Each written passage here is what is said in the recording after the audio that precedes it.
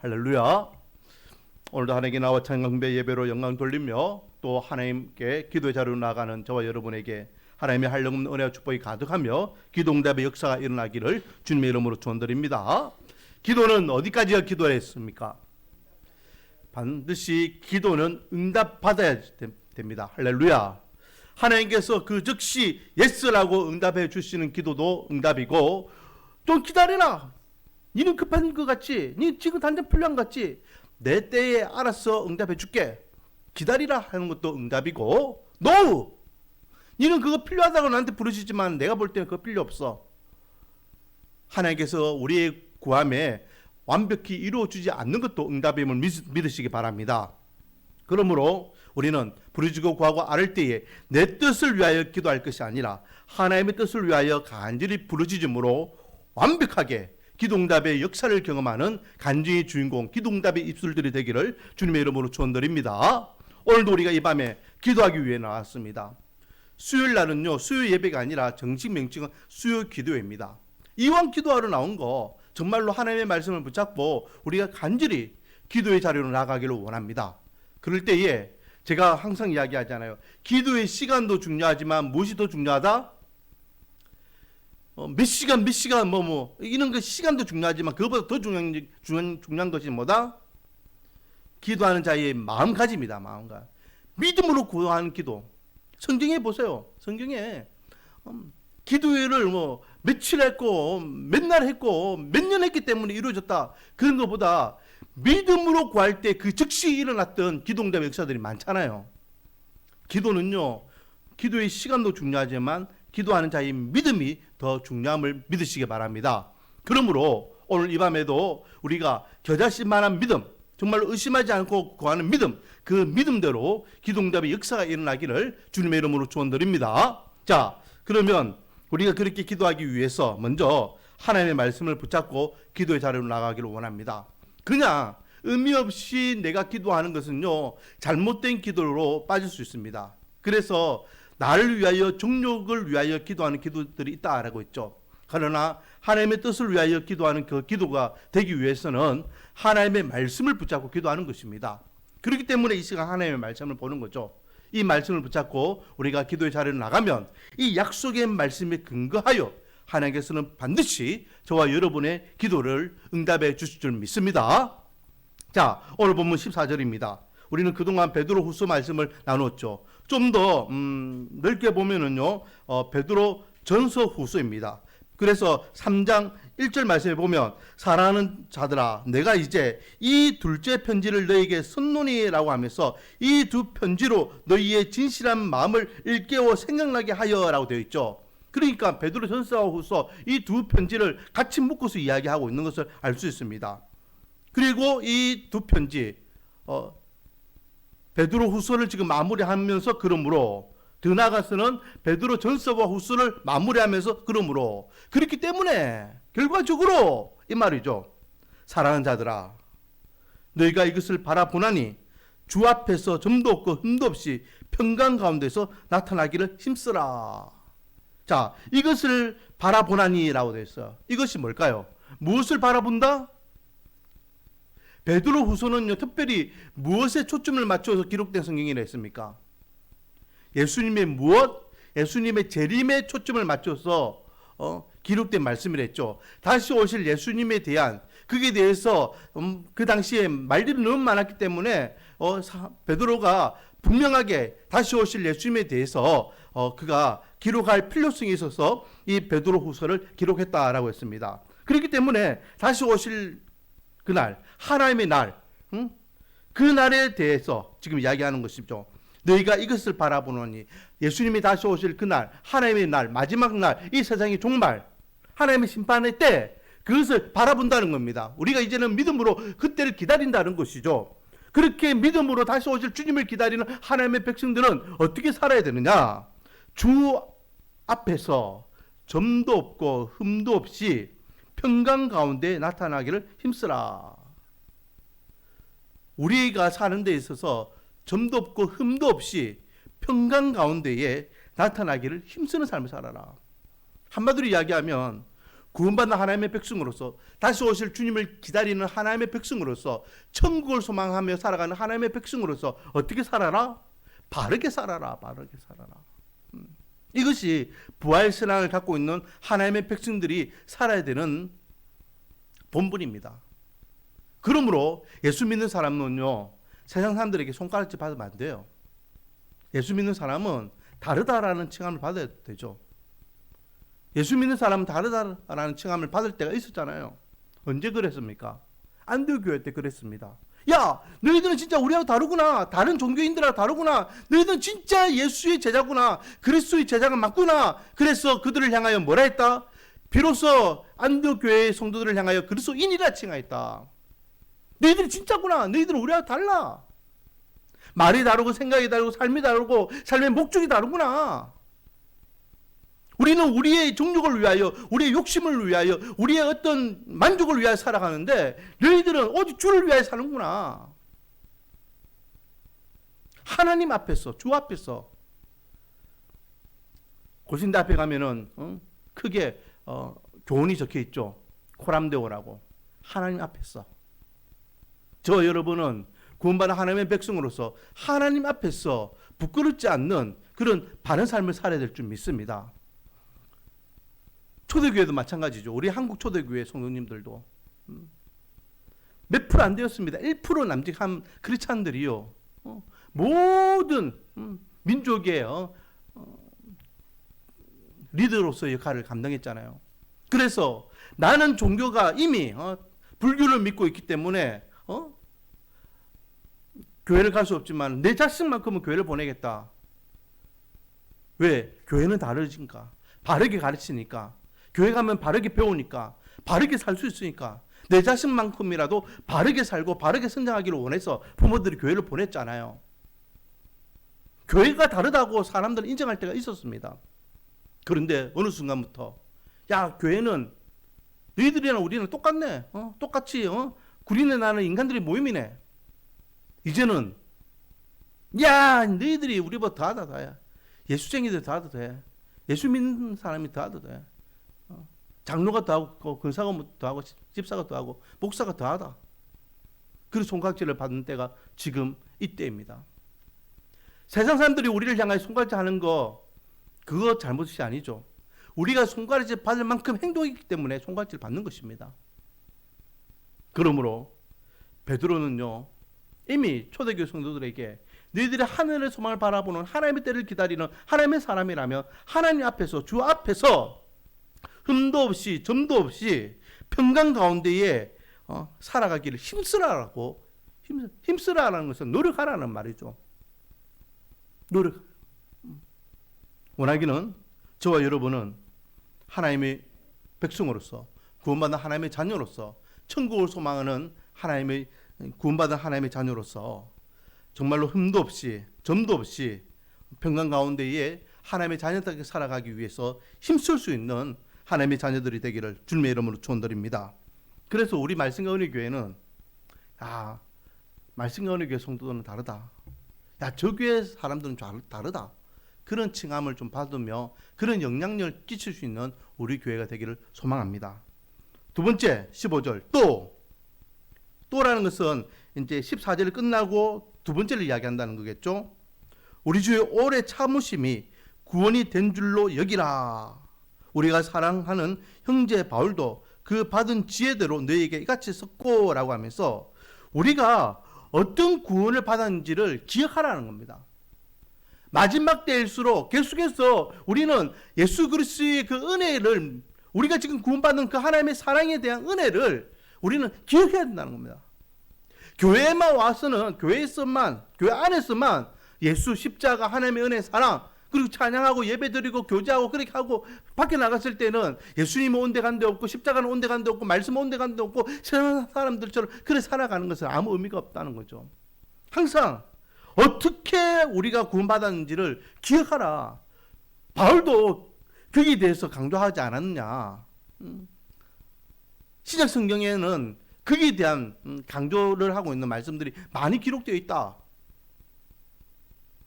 16절 또 그 모든 편지에도 이런 일에 관하여 말하였으되라고 하면서 지금 14서 15절 내용을 다른 성경들, 그러니까 신약에 기록되어 있는 이 성경들, 그리고 그 외에 정경으로는 채택되지 않았지만 그 당시에 많은 사도들이 서로 교회들을 향해서 편지했던 그 많은 편지들, 그 모든 것들이 다 이런 내용이었다는 거죠.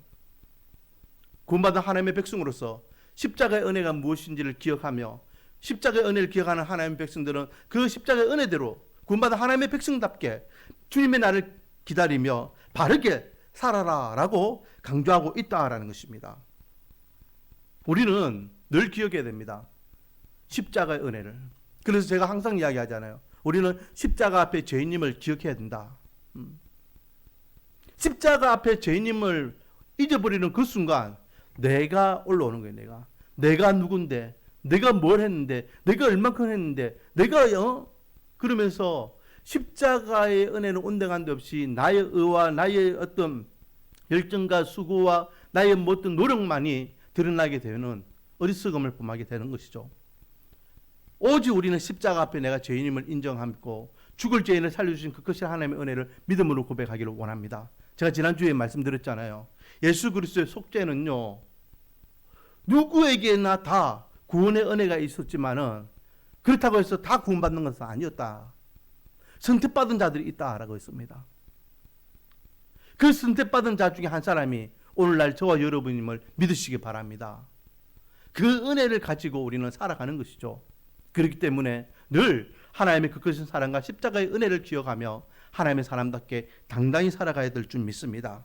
그렇다면 그렇게 하나님의 은혜 가운데 살아가는 데 있어서 이 모든 것들이 어디를 근거로 두어서 우리가 믿음 생활을 합니까? 어디에 근거를 두어서? 어디에 근거를 두어서? 하나님의 약속의 말씀, 성경 말씀을 근거로 두어서 우리가 이 모든 것들을 다 믿고 살아가고 있잖아요. 하나님이 이 세상을 창조하셨다. 어디에 그 말씀이 있습니까? 하나님의 말씀이 기록되어 있죠. 하나님이 우리를 사랑하신다. 어디에 그 말씀이 있습니까? 하나님의 말씀에 기록되어 있죠. 우리가 죄인이라서 영원히 죽을 수밖에 없다. 그러나 이 죄인을 하나님께서는 불쌍히 여기시사, 긍휼히 여기시사, 하나님께서 이 세상을 창조하신 하나님께서 인간의 몸으로 친히 오셨고, 그리고 그 하나님께서 나를 위하여 십자가에 돌아가셨다. 어디 기록되어 있습니까? 이 하나님의 약속의 말씀 성경에 기록되어 있잖아요. 그리고 그 십자가의 은혜로 인하여 내가 죽어야 되는데 대신 죽은 예수님 때문에 나는 더 이상 이제는 죄 없다 인정함을 받고 지옥이 아니라 천국, 영벌이 아니라 영생, 하나님의 자녀로서의 삶을 누리게 되었다. 어디에 그 약속이 기록되어 있습니까? 이 약속의 말씀, 하나님의 말씀, 성경이 기록되어 있잖아요. 우리가 언젠가는 죽겠지만은 예수님의 부활의 첫 열매가 되셨던 같이 우리도 부활의 기쁨을 누리게 될 것이다. 사후의 세계에 대한 확고한 약속이 어디 기록되어 있습니까? 바로 이 성경에 기록되어 있잖아요. 이 세상에 아무리 살기 좋아도 이 세상은 언젠가는 끝이 있다. 마지막이 있다. 다시 오시겠다 약속하신 주님이 오시는 그날이 이 세상의 종말이다. 하나님의 심판이 있을 것이다. 어디에 기록되어 있습니까? 이 약속의 말씀 성경에 기록되어 있잖아요.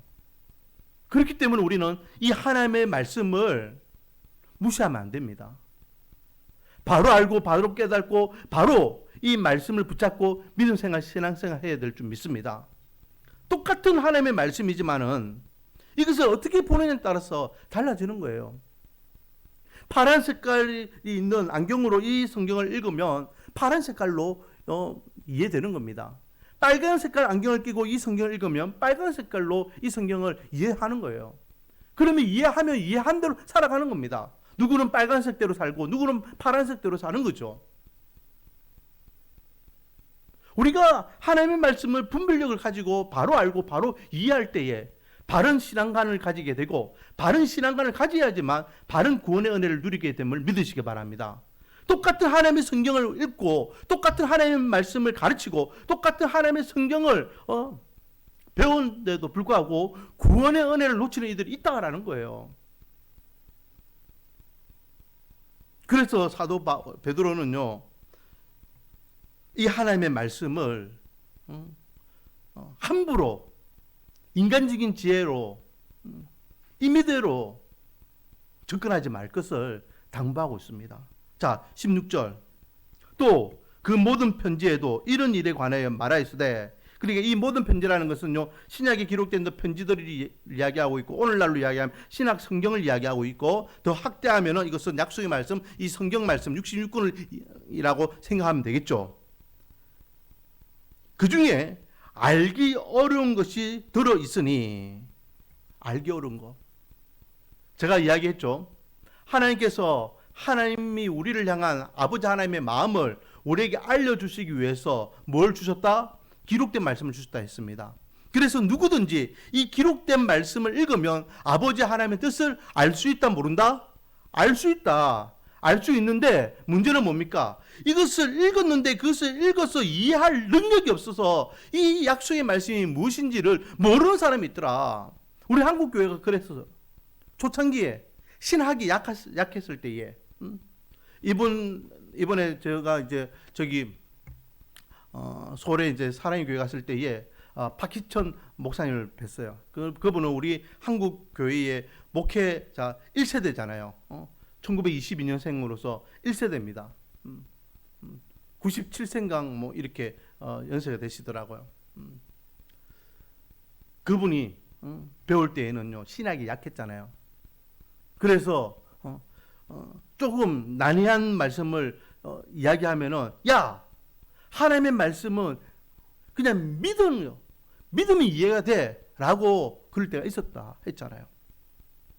제가 중고등부 때만 해도 있었습니다. 그래서 제가 모르는 말씀을 목사님이나 이렇게 이런 교육자들에게 물어보면은 대답을 못하거나 잘못하는 부분도 들어 있었죠. 그런데 오늘날 우리 한국 교회의 목회자들의 신학 수준은요, 이제는 세계적이에요. 제가 유학 가지 마라고 하는 이유 중에 한 가지가 뭐냐면, 유학 갈 필요가 없는 게, 미국이라는 땅, 네덜란드라는 남아공이 있는데 가보면요, 한국 교수가 한국 학생들을 가르치고 있어요. 단지 땅만 미국 땅에서 영어로 된 교재를 갖고. 한국 사람을 가르치는데 왜 유학 갑니까? 유럽은 가면 좀 위험하죠. 유럽은 자유주의가 들어왔기 때문에 뭐 독일이나 이런 데가 신학이 먼저 시작되었지만 지금은 우리가 지향하는 색깔하고는 다른 색깔로 가르치기 때문에 유럽은 조금 위험합니다. 미국이나 네덜란드나 남아공 이런 데에서 우리가 신학 공부를 하고 있는데, 미국의 신학교와 한국의 유학생들이 먹이 살린다는 말도 있습니다. 그만큼 이제 신학의 깊이가 깊어졌어요. 유명한 신학자들 가운데 우리 한국 사람들이 얼마나 많은지 모릅니다. 그렇기 때문에 이제는, 야, 그것도 몰라? 이거는 이 말씀이야 라고 명확하게 가르쳐주는 목사님들이나 교수님들이 많이 생겼고 책들이 많이 등장하게 되었죠. 하나님께서 우리에게 주신 말씀은 우리가 알아들으라고 주신 말씀이에요. 그렇기 때문에 어떤 말씀이든 우리는 다 읽으면 다 그것이 우리가 알아들을 수 있는 말씀이라는 겁니다. 내 수준이 못 따라가서 그것을 이해하지 못할 뿐이지, 하나님께서는 우리에게 분명히 그 말씀을 주셨습니다. 그래서 목사님들이나 또 주석이나 책들을 보면은 충분히 그것을 다 이해하고 완벽하게 하나님이 어떤 의도로 말씀하시는지 우리는 소화할 수 있는 때가 되었다라는 거죠.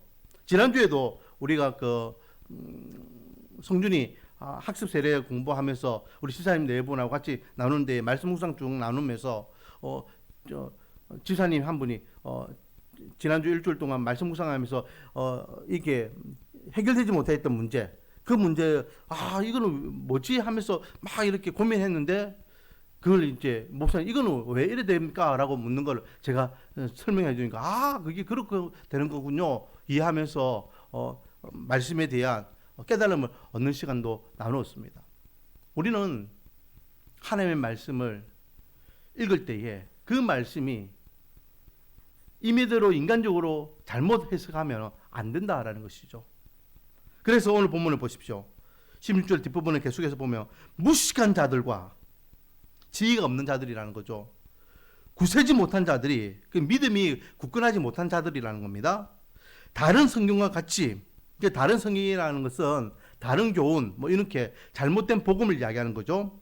그것도 억지로 풀다가 스스로 뭐에 이른다? 멸망에 이른다. 하나님의 말씀을 잘못 해석해서요 멸망에 이르는 자들이 있다 없다? 있다. 대표적인 인물들이 누굽니까? 이단들이잖아요. 이단들이요 다른 성경 갖고 이야기하는 거 아닙니다. 여러분 이단들이요 우리한테 접근하면서 보여주는 성경 우리가 똑같은 성경이에요. 똑같은 성경인데 저들이 딱 이렇게요 강조하기 위해서 인용하는 성경 구절들 있죠. 야 여기는 이거다 여기는 이거다 여기다 딱 그 부분만 뽑아가지고 우리에게 이야기합니다. 사람들 그걸 갖고 미혹하죠.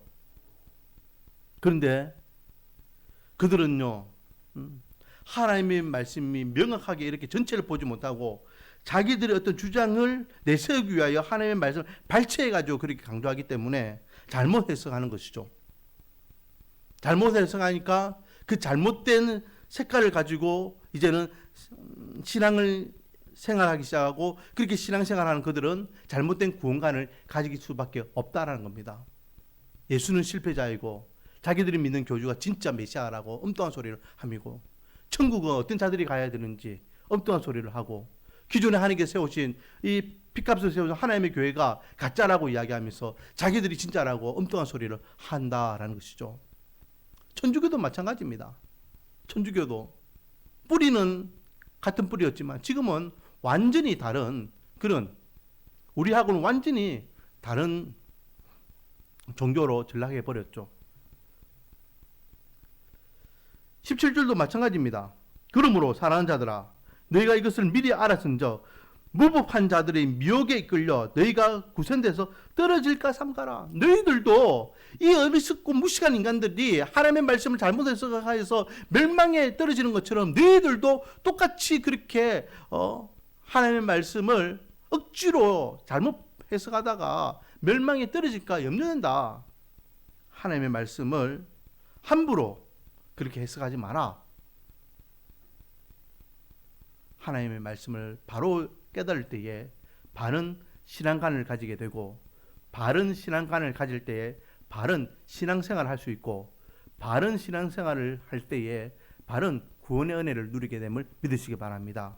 그러므로 우리 말씀과 은혜교회 성도들은 항상 말씀의 귀를 기울이고 말씀의 은혜를 누리며 말씀을 통하여 바른 신앙생활하는 하나님의 백성들이 되기를 원합니다.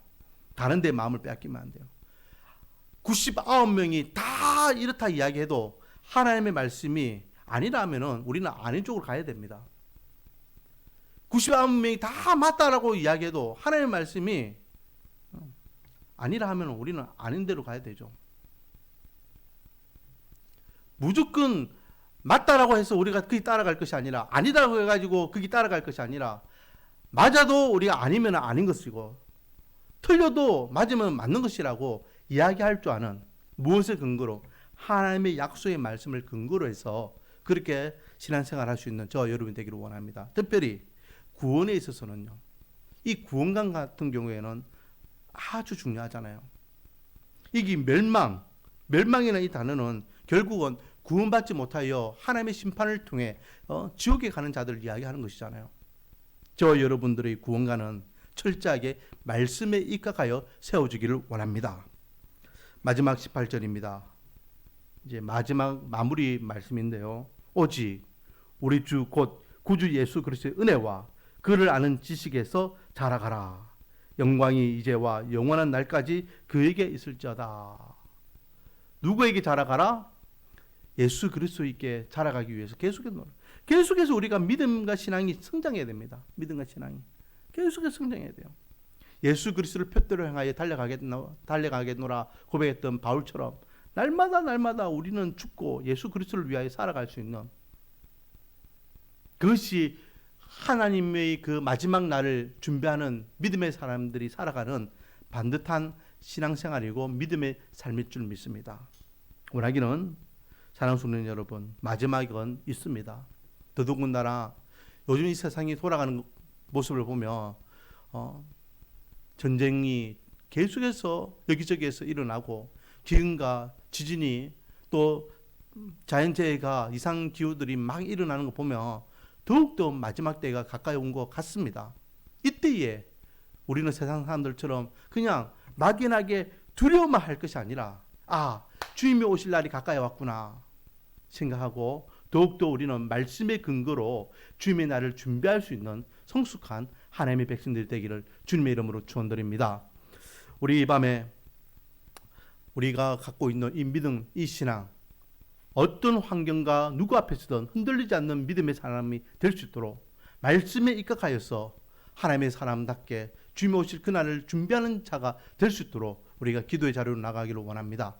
그래서 우리가 우리 자신을 위해서 하나님, 내가 이것 때문에 내 믿음이 흔들리고 있습니다.